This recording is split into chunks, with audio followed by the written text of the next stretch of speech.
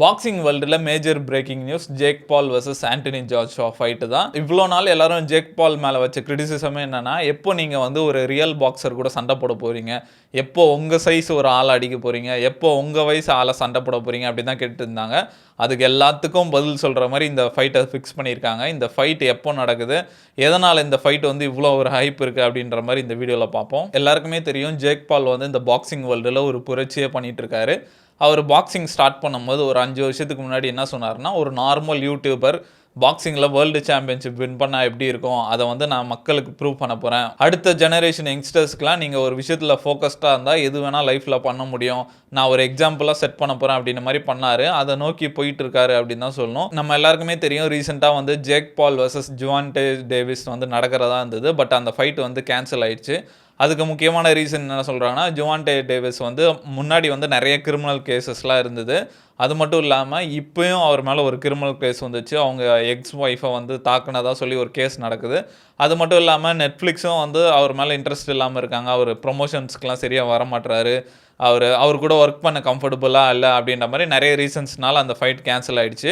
அந்த ஃபைட் வந்து இப்போ நவம்பர் மந்தில் நடக்க வேண்டியதாக இருந்தது. சரி, நெக்ஸ்ட் என்ன ஃபைட் அப்படின்ற மாதிரி பார்த்துட்டு இருந்தாங்க. ஆல்ரெடி வந்து Jack Paul versus Antony Joshua வந்து நடக்கிறதா இருந்தது. நெக்ஸ்ட் இயர் நடக்கிறதா இருந்தது. இந்த ஜேக் பால் வர்சஸ் ஜுவான்டே டேவிஸ் நடந்ததுக்கப்புறம் அந்த ஃபைட் பண்ணலான்னு இருந்தாங்க. பட் இந்த ஃபைட்டு கேன்சல் ஆனதுனால அந்த ஃபைட்டை முன்னாடியே வச்சு டிசம்பரில் கொண்டு வந்திருக்காங்க. இந்த ஃபைட்டை வந்து 3 minutes ரவுண்டில் நடக்குது. ஆண்டனி ஜாஷுவா வந்து ரொம்ப நாள் கழிச்சு இப்போ தான் 8 ரவுண்டு சண்டை போடுறாரு. நார்மலாக ஒரு 10 rounds 12 rounds தான் சண்டை போடுவார். ரொம்ப நாள் கழிச்சு இதில் சண்டை போடுறாரு. அதை பற்றி அவர்கிட்ட கேட்கும்போது எனக்கு ரவுண்ட்ஸ் எல்லாம் மேட்டர் இல்லை, எத்தனை ரவுண்டாக இருந்தாலும் நான் அடிப்பேன் அப்படின்ற மாதிரி சொல்லியிருக்காரு. அதே மாதிரி க்ளவுஸை பொறுத்த வரைக்கும் 10 ounce க்ளவுஸ் யூஸ் பண்ணுறாங்க. இப்போ 2 ஆப்போனண்ட்டை பற்றியும் பார்ப்போம். ஃபஸ்ட்டு ஜேக் பாலை பற்றி பார்ப்போம். ஜேக் பாலை பற்றி தெரியாத ஆளே இருக்க முடியாது. வேர்ல்டுலேயே one of the biggest YouTuber. எனக்கு வந்து பர்சனலாக ஒரு மிகப்பெரிய இன்ஸ்பிரேஷன். இப்போ நம்ம பாட்காஸ்ட் சேனல் ஸ்டார்ட் பண்ணுறதுக்கும் அவங்க ஒரு மிகப்பெரிய இன்ஸ்பிரேஷனாக இருந்திருக்காங்க. 2020 டைம், அந்த கோவிட் டைமில் தான் ஃபஸ்ட்டு எனக்கு லோகன் பால் வீடியோஸ்லாம் ஷோ ஆரம்பிக்குது. ஏன்னா கோவிட் டைமில் வந்து புது வீடியோஸ் எதுவுமே இல்லை, பழைய வீடியோஸ் நிறையா வர ஆரம்பிச்சிது. அப்போ தான் நிறைய பேர் புது வீடியோஸ்லாம் பார்க்க ஆரம்பித்தாங்க. அந்த டைமில் தான் வந்து எனக்கு லோகன் பால் வீடியோலாம் காட்ட ஆரம்பிச்சிது. அதுக்கப்புறம் லோகன் பால் பார்க்க ஆரம்பித்தேன். அதுக்கப்புறம் ஜேக் பால் பார்க்க ஆரம்பித்தேன். ரொம்ப பிடிச்சிது. அவங்க கண்டென்ட்டே பயங்கரமாக இருந்தது. அவங்களோட பாட்காஸ்ட் ஒன்று இம்பல்சிவ்ன்ட்டு லோகன் பால்து. அதை பார்த்துட்டு இது நல்லா இருக்கே, நம்மக்கிட்ட எக்யூப்மெண்ட்ஸ்லாம் இருக்குது, நம்ம வீட்டிலே கூட பண்ணலாம், அடுத்த கோவிட் லாக்டவுன் வந்தால் கூட நம்ம இதை வச்சு கண்டென்ட் பண்ணலாம் அப்படின்ற மாதிரி யோசித்தேன். பட் அடுத்த கோவிட் லாக்டவுன் வரவே இல்லை. பட் நாங்கள் தொடர்ந்து பாட்காஸ்ட் கண்டினியூ பண்ணிட்டே இருந்தோம். அதே மாதிரி நான் இவங்களை எப்பவுமே பார்த்துட்டே இருப்பேன். இவங்க கிட்டேருந்து நிறைய இன்ஸ்பிரேஷன் எடுத்துகிட்டு இருப்பேன். அதே மாதிரி ஜேக் பால் வந்து டபிள்யூன்னு ஒரு பிராண்ட் வச்சுருக்காரு, அவரோட டியோட்ரண்ட் பிராண்டு. அதை பார்த்து இன்ஸ்பயர் பண்ணி தான் நம்மளோட லோகோவும் டிசைன் பண்ணோம். அந்த மாதிரி இவங்க வந்து எனக்கு பெரிய இன்ஸ்பிரேஷன். ஜேக் பாலை பொறுத்த வரைக்கும் யூடியூப்பில் வந்து இப்போ பாக்ஸிங்க்கு ட்ரான்ஸ்ஃபார்ம் ஆகிட்டு இருக்காரு. நான் வந்து ஒரு பெரிய வேர்ல்டு சாம்பியன் ஆகி காட்டுறேன், செல்ஃப் பிலீவர் தான், நம்மளால் என்ன வேணால் பண்ண முடியும், நான் ஒரு எக்ஸாம்பிளாக இருக்கேன் அப்படின்ற மாதிரி அதை நோக்கி போயிட்டுருக்காரு. போகிற போக பார்த்தா அதை அட்டைன் பண்ணுறாருன்னு தான் நினைக்கிறேன். ஏன்னா இவர் கொஞ்சம் கொஞ்சமாக ஸ்டெப் பை ஸ்டெப்பாக அவரோட ஆப்போனண்ட் லெவல்லாம் இன்க்ரீஸ் பண்ணிட்டு வராரு. அடுத்த சேலஞ்சு வந்து இவருக்கு மிகப்பெரிய சேலஞ்சு ஆண்டனி ஜாஷுவா. அவரை பற்றி சொல்லணும்னா அவர் former 2 times heavy weight champion, Olympic medallist, ஸ்போர்ட்ஸை பொறுத்த வரைக்கும் ஒரு எலிட்டான அத்லட்டுன்னு சொல்லலாம். எதுக்கு இந்த ஃபைட்டு இவ்வளோ பெருசாக பார்க்கப்படுதுன்னா அதுக்கு 2 முக்கியமான ரீசன் இருக்குது. ஒன்று வந்து பாப் கல்ச்சர். ஜேக் பாலை பொறுத்த வரைக்கும் அது வேர்ல்டுலே மிகப்பெரிய யூடியூபர், நான் வேர்ல்டு சாம்பியன் ஆகிறேன் அப்படின்னு சொல்லிட்டு இருக்காரு. இன்னொரு பக்கம் பார்த்தா ஆண்டனி ஜாஷுவா, அவர் ஸ்போர்ட்ஸ்லேயே ஒரு மிகப்பெரிய எலிட்டான அத்லட்டு. இப்போ 2 பேரும் மோதி யார் ஜெயிப்பாங்கன்னு பார்க்குறதுக்கு இந்த உலகமே ஆவலாக இருக்குன்னு தான் சொல்லணும். இன்னொரு ரீசன் என்னன்னா, ஜேக் பால் இது வரைக்கும் பண்ண ஃபைட்ஸில் இதுதான் டஃபஸ்ட் சேலஞ்சுன்னு சொல்கிறாங்க. ஆண்டனி ஜாஷுவா அவர் ஹைட்டை பொறுத்த வரைக்கும் அவர் 6.6, ஜேக் பாலோட ஹைட்டு வந்து 6. அது மட்டும் இல்லாமல் ஆண்டனி ஜாஷுவோட வெயிட் வந்து 260 pounds இருப்பார் அப்படின்ற மாதிரி சொல்கிறாங்க. இப்போ வந்து அவர் இந்த மேட்சுக்காக 240 pounds வரைக்கும் கொண்டு வரலான்றாங்க. அதாவது 110 கிலோ வரைக்கும் கொண்டு வரலாம். அதுவும் வந்து வெயிட் இன் பண்ணுற வரைக்கும் தான். வெயிட் இன் முடிஞ்சோடனே நம்ம வெயிட் எவ்வளோ வேணால் கொண்டு வந்துக்கலாம் அப்படின்ற மாதிரி சொல்கிறாங்க. இந்த டீஹைட்ரேஷன் கிளாஸ் இல்லை அப்படின்ற மாதிரி சொல்லியிருக்காங்க. இந்த ரீசன்ஸ்னால தான் இந்த ஃபைட்டு வந்து ரொம்ப எதிர்பார்க்கப்படுற ஃபைட்டாக இருக்குது. அதே மாதிரி நிறைய பேர் இது வரைக்கும் சொல்லிட்டு இருந்தது என்னென்னா, ஜேக் பால் வந்து அவரோட வயசில் பெரியவர் அடிக்கிறாரு, வயசானவங்களை போட்டு அடிச்சிட்டு இருக்காரு, அவர் ஏஜ் சண்டை போட மாட்டாரு, ஒரு ரியல் பாக்ஸரை வந்து சண்டை போட மாட்டாரு, எம்எம்ஏ ஃபைட்டர்ஸ், பழைய பேஸ்கெட் பால் பிளேயர்ஸ் அந்த மாதிரி தான் சண்டை போட்டுட்டு இருக்காரு, இது வரைக்கும் ஒரு ரியல் பாக்ஸரை சண்டை போடல அப்படின்ற மாதிரி அவர் மேலே கிரிட்டிசைசம் வச்சாங்க. அதுக்கெல்லாம் ஒரு புல் ஸ்டாப் வைக்கிற மாதிரி இந்த ஃபைட் இருக்கும் அப்படின்ற மாதிரி சொல்றாரு. இப்போ ரீசெண்டாக கூட இந்த ஃபைட்டோட ஃபர்ஸ்ட் ப்ரெஸ் கான்ஃபரன்ஸ் வந்து நடந்து முடிஞ்சிருக்கு. அந்த ப்ரெஸ் கான்ஃபரன்ஸ் வந்து ரொம்ப டீசெண்டாக இருந்தது, ரொம்ப கிளாஷ்லாம் இல்லை அப்படின்னு தான் சொல்லணும். 2 பேருமே ரொம்ப ரெஸ்பெக்ட்ஃபுல்லாக நடந்துக்கிட்டாங்க. ஜேக் பால் கிட்ட கேட்டாங்க, எதனால எதனால இந்த ஃபைட்டை செலக்ட் பண்ணீங்க? எல்லாரும் சொல்றது என்னன்னா, யூ லாஸ்ட் யுவர் மைண்ட் அப்படின்னு சொல்றாங்க. எதனால இந்த ஃபைட்டை செலக்ட் பண்ணீங்க அப்படின்ற மாதிரி அவர்கிட்ட கேட்டாங்க. இது ஒன்றும் பெரிய விஷயம் இல்லை, இதுதான் இருக்கிறதுலே எனக்கு டஃபஸ்ட் சேலஞ்சு. ஆந்தனி ஜாஷுவா பொறுத்த வரைக்கும் அவருக்கு பெரிய நாக் அவுட் பவர் இருக்குது. பட் அவர் ரொம்ப ஸ்லோ, ஹெவி வெயிட்டு கிட்ட இருக்க பிரச்சனை அதுதான்.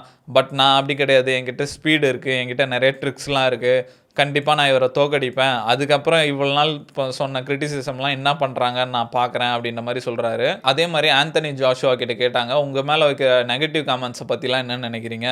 நிறைய பேர் சொல்கிறது என்னன்னா, நீங்கள் எவ்வளோ பெரிய அத்லட்டு, நீங்கள் போய் ஒரு யூடியூபர் கூட சண்டை போடுறீங்களே அப்படின்ற மாதிரி நிறைய பேர் கேட்குறாங்க.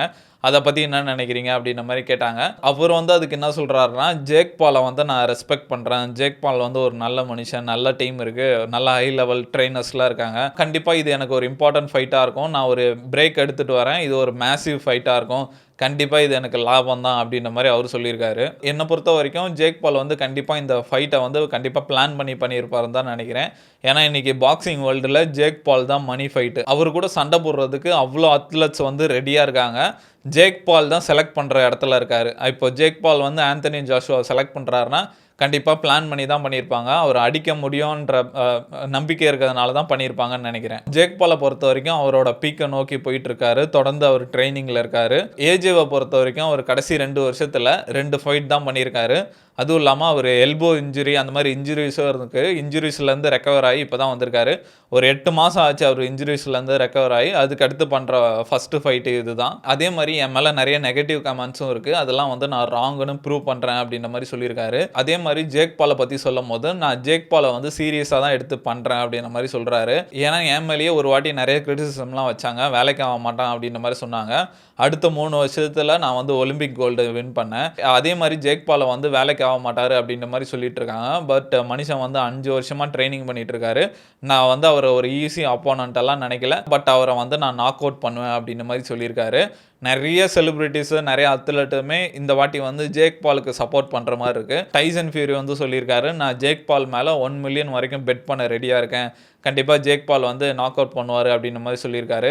அதே மாதிரி டைனா ஒயிட் வந்து இந்த ஃபைட்டு வந்து ரொம்ப இன்ட்ரெஸ்டிங்கான ஃபைட்டு, நான் கண்டிப்பாக இதை பார்ப்பேன் அப்படின்ற மாதிரி சொல்லியிருக்காரு. இந்த மாதிரி ஃபைட்டிங் கம்யூனிட்டியை ரொம்ப எதிர்பார்க்குற ஒரு ஃபைட்டாக இருக்குது.